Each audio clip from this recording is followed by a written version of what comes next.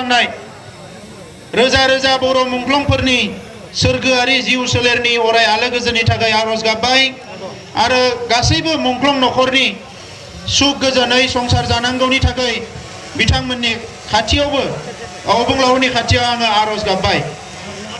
दा मानगोनां रायजोफोर दिनै एसे बांद्राय हुलुस थुलुस मोनदों आङो थांलाय फैलायखौ एसे बारा मोनदों रायजोफोरखौ माइ हानायाबो जोबाखै जानो हागौ ओंखायनो एसे उसुखुथुबो मोनदों सोरबा सोरबा दा सानदोंबो जानो हानाय मानो हरखाबै बे सुबुं गौमाखौ लाखो दा बे सुबुं गौमाया दिनैनि थांखि नङा बियो मास मोनथामसो सिगांनिनो थांखिखामोन मोनसे सुबुं गौमाया चिराङाव गुबुन मोनसे सुबुं गौमाया सनितपुराव आरो थामथि सुबुं गौमाया बरमा एबा उदालगुरियाव जागोन होननानै जोङो थांखि लानानै दोनदोंमोन आरो बे हिसाबै दिनै जोङो बे सुबुं गौमाखौ मोजां फोथार मोनाखैब्लाबो बे थेरेबलेबब्लाबो बे बरमा हायार सेकेन्डारिनि फोथारावनो लानाय जाबाय।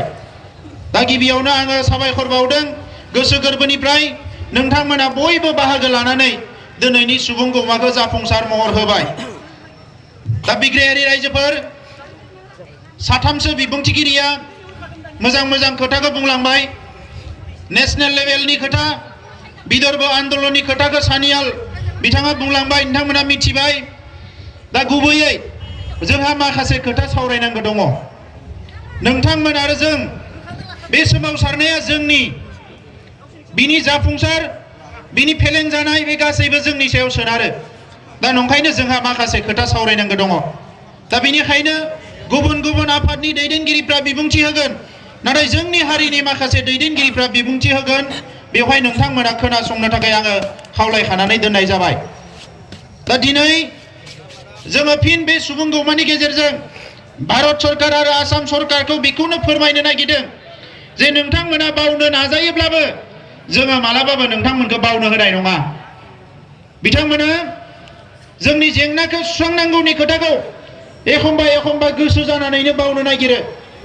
बावैसो दिल्लीयाव सानथामनि हाबाफारि लाबाय बे सानथामनि हाबाफारियाव जागायजेनखालिनो जिखालि सेमिनार जादोंमोन माब्लांकार हलाव ओइखालिनो जोंनि खाथियाव खौरां फैबाय जे फैगौ 19 नभेम्बराव नोंथांमोनजों 3 खनायारि सावरायनाया जासिगोन दिल्लीयाव होननानै। जानो हागौ गभर्नमेन्टआ सानदोंमोन जे बिथांमोननो बेबायदि खौरांखौ होयोब्ला बिथांमोना दिल्लीयाव आरो सोमावसारनायनि हाबाफारिखौ लानाय नंला बेबायदि साननानै हयथ' जोंनो खौरांखौ मिथिहोदोंमोन। नाथाय बिथांमोना खौरां होनायनि उनावबो जोङो दिल्लीयाव धरना होबाय आरो बे धरनाया इन्डियानि गोबां निउज पेपारफ्राव धरना जानाय समावल' नङा धरनानि मास मोनसे उनसिम गुबुन गुबुन निउज पेपारफ्राव बियो सेबखांजादों आरो बिनि उनाव भारत सरकारा मोनसे रेसपन्स होनो गोनां जादों जायनि थाखाय थांनाय 19 अक्ट'नि जि सावरायनाय बे सावरायनायाव भारत सरकारनि नखर बिफाननि मन्त्रि राजनाथ सिंहआ बिथाङा जोबोद उसुखुथु जादों। बे 3 खनायारि सावरायनायाव जोङो बिथांखौ नुदों जे बिथांनि मोखांखौ नायनानै एसे अन्थाव बाथाव नुदों जोङो सावरायनो थांग्राफ्रा।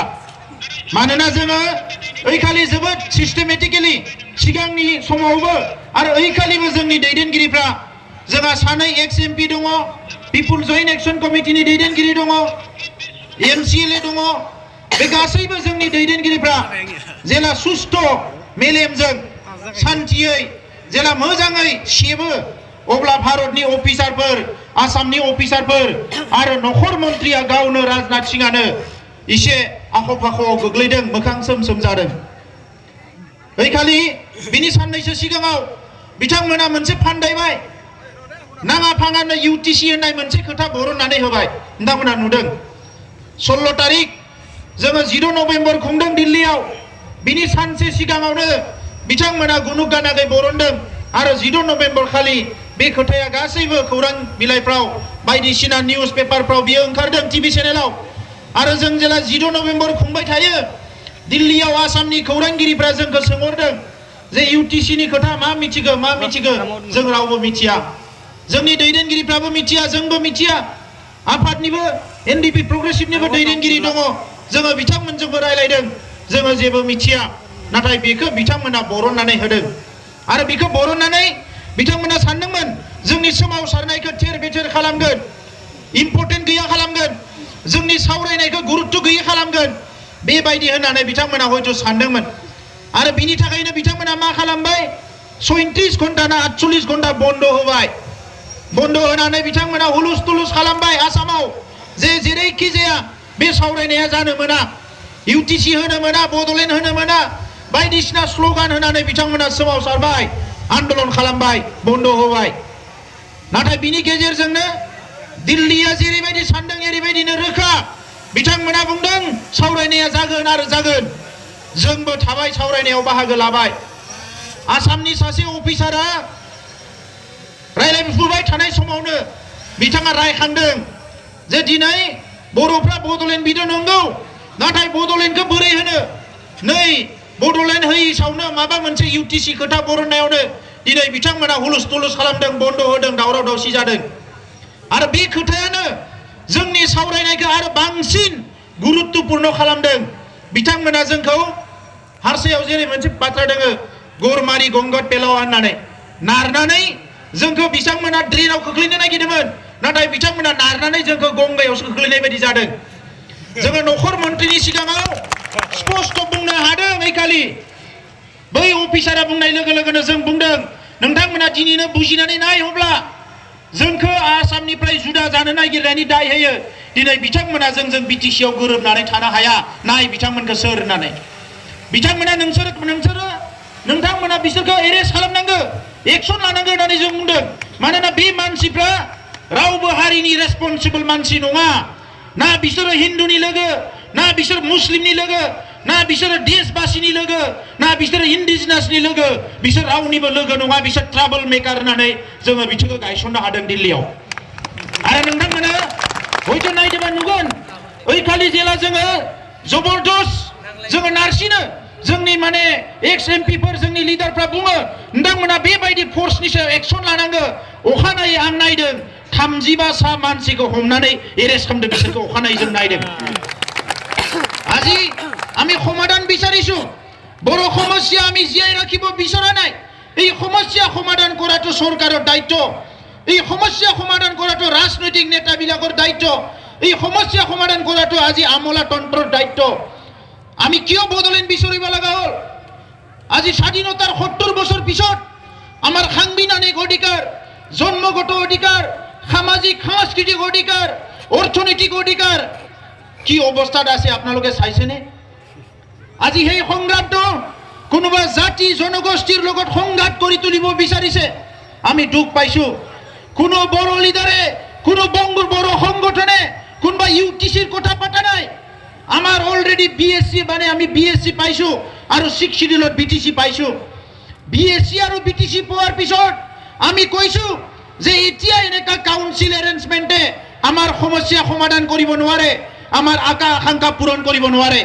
এই কারণে ভারতের সংবিধানের আর্টিকেল 2 আর 3 জি লিখা আছে যে এটা পৃথক রাজ্যের কারণে জি ব্যবস্থা আছে ভারতের পার্লামেন্টে ডিসিশন লক আর আমাক পৃথক রাজ্য প্রদান করক এই কথাটো আমি সরকারক স্পষ্ট কই আছো যদি কোনো আলোচনা নোহোৱাকে আমার ক্ষেত্ৰত আজি সরকারে কয় রাজ্যৰ লগত আলোচনা কৰিব লাগিব অমুকৰ লগত আলোচনা কৰিব লাগিব যেতিয়া দিল্লীত উত্তৰাখণ্ড ঝাৰখণ্ড ছত্তীশগড় হৈছিল কাৰ লগত আলোচনা কৰিছিলে কোনো আলোচনা কৰা নাই ডাইরেক্ট ডিক্লার হইছে ডিক্লার এই কারণে আমি কইছো যে আমার ক্ষেত্রটো হিটো হব লাগে হৌ খেদিনা ইউটিসির নামৰ এটা ভুয়া এটা প্রচার চলায় আজি বিটিসি অঞ্চলত অশান্ত এটা পরিবেশ সৃষ্টি কৰিবলৈ ওলাইছে আপোনালোকে ভালকে চাইছে যদি গম পাইছে এই কথাটো লৈ পেলাই কোনে লম্ফজম্ফ কৰি আছে যোৱাকালি আমি দেখিবলৈ পাইছো সাংসদ হীৰা শৰণীয়া ডাঙৰীয়াই পাৰ্লিমেন্টৰ আগত প্লেকাৰ্ড লৈ থিয় দিছে আৰু কৈছে যে নো বদলেণ্ড হ'বলৈ নিদিও নো ডিভিজন অফ আসাম আমি অসমৰ লগতে থাকিম বিভিন্ন কথা তেখেতে লিখি পেলাই থিয় দিছে আমি ধন্যবাদ দিছো হীৰা শৰণীয়াক আমাৰ এমপি নাই এতিয়া দিল্লীত কিন্তু আপুনি আমাৰ হৈ যে আমাৰ ইস্যুটো পাৰ্লিমেন্টক মনত কৰাই দি আছে সদায় মনত কৰাই দি আছে আমি ধন্যবাদ জনাইছো আমাৰ তেল পানী খৰচ হোৱা নাই আমাৰ টকা পইচা খৰচ হোৱা নাই আপুনি নিজৰ পইচা খৰচ কৰি এমপি হৈছে, এমপি হৈ পেলাই আজি ৰাইজৰ কাম কৰিবলৈ লাগিছিলে, কিন্তু অকল বড়ো জনগোষ্ঠীৰ যে দিল্লীত কাম কৰি আছে আমি ধন্যবাদ জনাইছো। আৰু এনেকুৱা এমপি আমাক লাগে, এনেকুৱা লাগে আমাৰ সমস্যা উত্থাপন কৰাৰ কাৰণে। আজি যদি আমি প্ৰশ্ন কৰো বড়োৰ বাহিৰে কোন জনগোষ্ঠীৰ কাম কৰিছে, আদিবাসীৰ কাৰণে কি কৰিলে, কোচ ৰাজবংশীৰ কাৰণে কি কৰিলে হীৰা শৰণীয়া ডাঙৰীয়াই, মুছলিমৰ কাৰণে কি কৰিলে, বঙালীসকলৰ কাৰণে কি কৰিলে, এনআৰচি ইস্যুত হীৰা শৰণীয়া ডাঙৰীয়াৰ ষ্টেণ্ড কি, আজি সিটিজেনশ্বিপ এমেণ্ডমেণ্ট বিলত হীৰা শৰণীয়া ডাঙৰীয়াৰ ষ্টেণ্ড কি, এজন এমপি হিচাপে, এজন পাৰ্লিমেণ্টাৰী হিচাপে আপুনি কওক। এই 5 বছৰ হ'বলৈ গৈ আছে, কেইখন কলেজ আনিলে, কেইখন IIT আনিলে, কেইখন ৰেলৰ অভাৰব্ৰিজ দিব পাৰিলে আপুনি, কেইখন মেডিকেল কলেজ সৃষ্টি কৰিলে, কি অনুষ্ঠান প্ৰতিষ্ঠান দিল্লীৰ পৰা লৈ আহিব পাৰিলে, কোনটো জাতিৰ কাৰণে আপুনি কওক। কিন্তু আমি ভাল পাইছো আপুনি আমাৰ কথাটো যে দিল্লীত কৈ আছে, আমি আপোনাক এপ্লিকেশ্যন দিব লগা হোৱা নাই। থেংক ইউ হীৰা শৰণীয়া ডাঙৰীয়া। আৰু বাকী কেইদিনত আপুনি যদি বিচাৰে আমি সহায় কৰিম।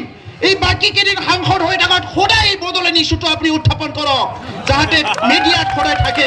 আমি সেইটোকে বিচাৰিছো। নহ'লে কেতিয়াবা মিডিয়াত আমাৰ কথাটো ছপাব নিবিচাৰে। আমাক মানুহ লাগে, আমাৰতো এমপি নাই নহয় নিজৰ। গতিকে আপোনাৰ নিচিনা এমপিয়ে যেতিয়া আমাৰ ইস্যুটো উত্থাপন কৰি থাকিব আমি আনন্দিত হওঁ, আমি ভাল পাওঁ। হীৰা শৰণীয়া দীৰ্ঘজীৱী হওক আৰু আমাৰ কামটো সদায় কৰি থাকিবলৈ পাৰক। তো যিয়ে নহওক ৰাইজ আজি অশান্ত সৃষ্টি কৰিবলৈ বিচাৰিছে। সিদিনা গভৰ্ণৰ তাত গৈছে, অমুকৰ তাত গৈছে, তুমুকৰ তাত গৈছে। ইয়াত এটা মিৰু বিভাজন কৰি ৰাজনীতি কৰিবলৈ ওলাইছে। ৰাজনীতি কৰক, আমাৰ অসুবিধা নাই। আজি এটা সময়ত আপুনি ভাৰতৰ সংবিধান মানি নলওঁ বুলি আলফালৈ ওলাই গৈছিলে, ভাৰতৰ তলত নাথাকো বুলি আলফা হৈ গৈছিলে। কি যুক্তিত, কি কাৰণত আজি ভাৰতৰ তলতে থাকিম, সাংসদ হৈ পেলাই আজি সংবিধানৰ মানি চলিম, এই কথাটো কিন্তু ৰাইজক আপুনি আজিলৈকে নজনালে। আপুনি এইটো এতিয়াও ৰাইজে বিচাৰি আছে। কিন্তু কি কাৰণত আলফা হৈছিল আৰু কি কাৰণত আলফাৰ পৰা আহি পেলাই আজি আপুনি সাংসদ হ'ল, এই কথাটো ৰাইজে বিচাৰি আছে। এই আপুনি সাংসদ হোৱা আৰু আলফা হোৱাৰ মাজত ভাৰত চৰকাৰত বহুত কিবা সলনি হৈছে নেকি? অসমীয়া মানুহক ভাৰত চৰকাৰে বহুত মৰম কৰিছে নেকি? কিবা কিবি বহুত দিছে নেকি? আজি তেলৰ অফিচ আহিল নেকি? চাহপাতৰ অফিচ ইয়াত আহিল নেকি? ইয়াত থলুৱাই 100% নিযুক্তি পালে নেকি? কি পালে আপুনি কিন্তু উত্তৰ দিয়ক। অসমৰ কাৰণে কি কৰিছে? অসমৰ ইনফিল্ট্ৰেশ্যনটো কি হৈ আছে? বিদেশী প্ৰব্ৰজনৰ সমস্যা কি হ'ল? এইবিলাকৰ আপোনাৰ কি কথা, এইটো আপুনি স্পষ্ট কৰক। অকল এই BTCৰ চাৰিসীমাত থাকি বড়োসকলৰ শান্তিৰ ঘৰত জুই জ্বলাই থকাটো যদি আপোনাৰ উদ্দেশ্য হয়, আমিও ভাবিবলৈ বাধ্য হ'ম। কিয়নো কোনোবা এজন হীৰা শৰণীয়া আমাৰ কাৰণে চিন্তাৰ বিষয় নহয়। বড়োসকলৰ দীৰ্ঘদিনীয়া সংগ্ৰামত 5000তকৈ অধিক শ্বহীদ হ'ল। এই 5000 শ্বহীদ হ'ল চৰকাৰী পক্ষৰ লগত, আজি চৰকাৰী বাহিনীৰ লগত যুদ্ধ কৰি বড়োসকলে আহিল, কোনোদিন হেও মানা নাই। এই ভূমিত আমাৰ অধিকাৰ আছে। ইয়াত আমাৰ ভাষা সংস্কৃতিৰ আমাৰ নিজৰ যি মানে ৰক্ষণাবেক্ষণা, এই ভূমিত আমি সুনিশ্চিত কৰিব লাগিব। আপোনাৰ থাকিব পাৰে, বেলেগত যাই থাকিব পাৰে, আপোনাৰ হয়তো তেনেকুৱা জাগা আছে চাগে। আজিতো MP হ'ল আৰু ক'বই নালাগে। কিন্তু আমাৰ কোনো ঠাই নাই। এইটো আমাৰ পিতৃপুৰুষৰ সম্পত্তি, এইটো আমাৰ মাটি হয়। আৰু ইয়াত যিকোনো বিনিময়ত আমি আমাৰ সংগ্ৰাম, আমাৰ অধিকাৰ আমি যেতিয়ালৈকে পাবলৈ সক্ষম নহয়, আমি সংগ্ৰাম চলাই যাম। ইয়াত কাৰো ৰঙা চকু আমি ইয়াত মানে সহ্য কৰা নহ'ব। ইয়াত কাৰো ধমকি মানি চলা নহ'ব। আজি ইয়াত যদি লম্ফজম্ফ কৰি পেলাই কিবা পৰিৱেশ নষ্ট কৰে, ইয়াৰ কাৰণে কিন্তু জগৰীয়া আপুনি হ'ব আৰু আপুনি দায় ল'ব লাগিব। আৰু অসমৰ ৰাইজকো আমি আহ্বান কৰিছোঁ, আজি হীৰা শৰণীয়াৰ যিটো ৰোল, এইটো আপোনালোকে চাওক। অসমৰ কাৰণে কি মাত মাতিছে। সাংসদ হোৱাৰ আগত বড়োসকলৰ এগেইনষ্টত থিয় হ'ল, শংকৰ হোৱাৰ পিছতো বড়োসকলৰ এগেইনষ্টত থিয় হ'ল। আৰু অহা সংসদ যিটো পাৰ্লিয়ামেণ্ট ইলেকশ্যন আহি আছে, এই পাৰ্লিয়ামেণ্ট ইলেকশ্যনত আজি বড়ো অনাবড়ো বিভিন্ন জাতিৰ মাজত মিৰু বিভাজন কৰাই পেলাই, সংঘাত কৰাই পেলাই এটা পৰিৱেশ সৃষ্টি কৰি আজি MP হ'বলৈ তেখেতে এটা ৰচনা কৰিছে। এই ৰচনা কৰা যিটো তেখেতৰ পথ, এইটো আপোনালোকে বুজি চাওক। ইয়াত অকল বড়োসকলক জগৰীয়া কৰিলে নহ'ব। বড়োসকলে কোনো জাতি জনগোষ্ঠীক নিজৰ শত্ৰু বুলি ভাবা নাই। কাকো অসন্মান কৰা কাকবা ধ্বংস কৰাটো আমাৰ লক্ষ্য নহয় আমি সকলো একেলগে